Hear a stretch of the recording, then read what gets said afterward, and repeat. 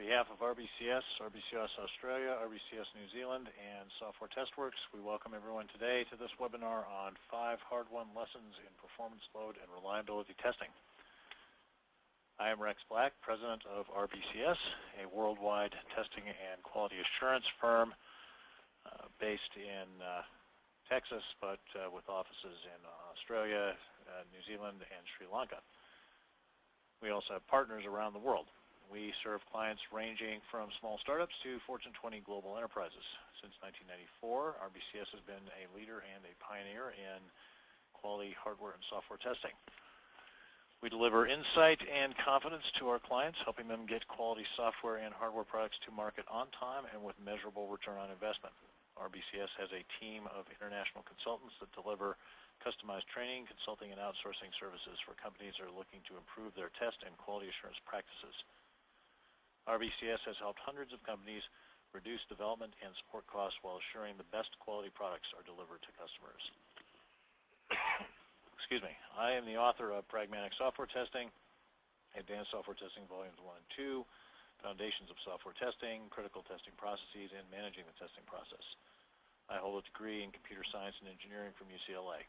I'm also past president of the International Software Testing Qualifications Board and the American Software Testing Qualifications Board.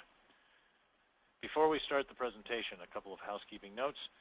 If you have any questions during the course of the webinar, please feel free to submit them throughout the presentation via your webinar interface. There is no need to ask for presentation copies. The presentation will be on the web, the basic library, at www.rbcs-us.com. If you are having problems with either the audio or visual components of this webinar, please contact GoToWebinar support. If for whatever reason you cannot get to the webinar online, or if you are dealing with an unreliable connection, please download the slides from the basic library at www.rbcs-us.com and be sure to use the telephone to connect rather than voice over IP.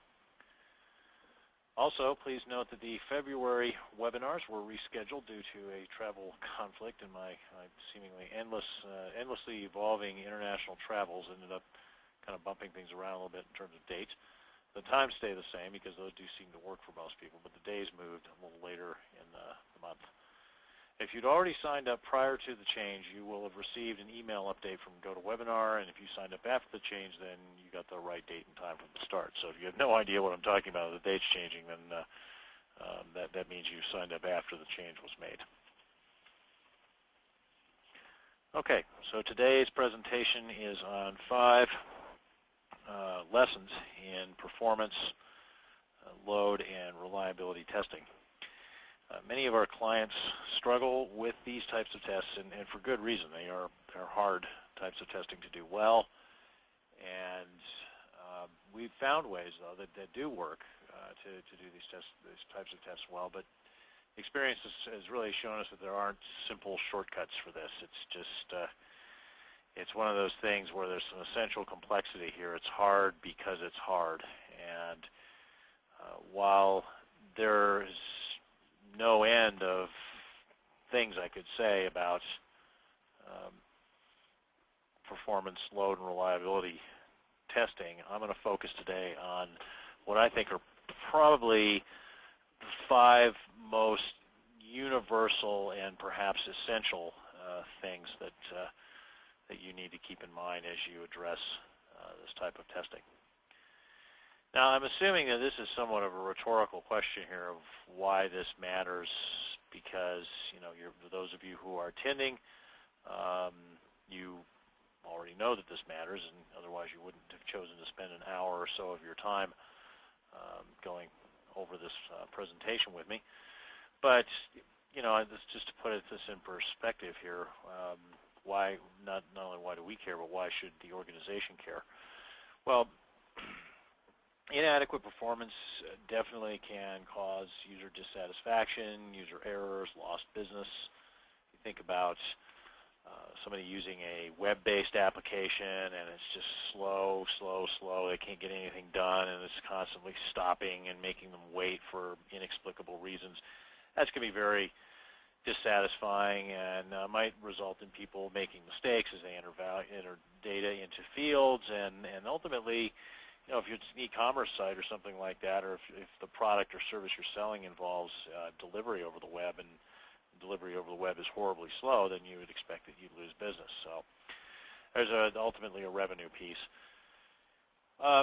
For load testing, the thing about load failures is if a system fails under load, that's basically a case of the system functionality disappearing right at the point where the largest number of people are counting on it, because generally that load is based on how many people are trying to use the system at one time. Now, that's a rough rule of thumb. Obviously, there can be particular types of uses that just a few users can perhaps do, and that creates tremendous load. But as a general rule, as the number of people using the system goes up, and hopefully profiting from the use of that system, benefiting from the use of that system, the load goes up, and then so if the system fails under load, it's basically maximizing the number of people who are disappointed by the failure, which is kind of what we wouldn't want. And then, reliability problems is the same kind of thing, and having the systems go down and not be available. It's going to create a reputation of flakiness, of course, unreliability, and the more critical the application, then the more unlikely somebody is to want to do business with an organization that's saying, oh yeah, you can trust us, and you can't trust our applications because they go up and down all the time, but you can trust us. I think people are going to look at unreliability of an application that's associated with a company as sort of a surrogate metric of how unreliable that company would be. So, instead of if somebody says, oh, well, why does this stuff matter? I think the way to turn that around is to say, well, look, are you sure that there are not critical risks, business-related risks that arise in the area of performance, load, and reliability? And you can talk about some of these issues, because it's a rare company these days who does not have some sort of significant performance, load, or reliability risk. There certainly are few examples, and I would expect that those people who work for companies that are those examples are not here today. So you're probably all here because this does matter. Okay, so a few anecdotes from past moments in time where performance, load, and reliability risks made that magic transition from risk into outcome, negative, undesirable outcome. So 10% of an e-commerce site's customers abandon their shopping cart. Let's say that's the statistic. And it's happening, we find out, because of sluggish performance. How long can this company stay in business? If every time somebody comes to the site, there's a 10% chance that they're going to say, too slow, I'm not going to use this anymore. They walk away. How are we going to keep that person as a customer? And now it was basically that if we lose 1 out of every 10 potential customers, that makes the job of sales and marketing all that much harder, because we got to put stuff in the funnel. At a conference a number of years ago, I was talking to somebody, and they were working with a bank in Europe, and they said that the average cost of field failure at that bank was over 100,000 euros, and that most of those field failures were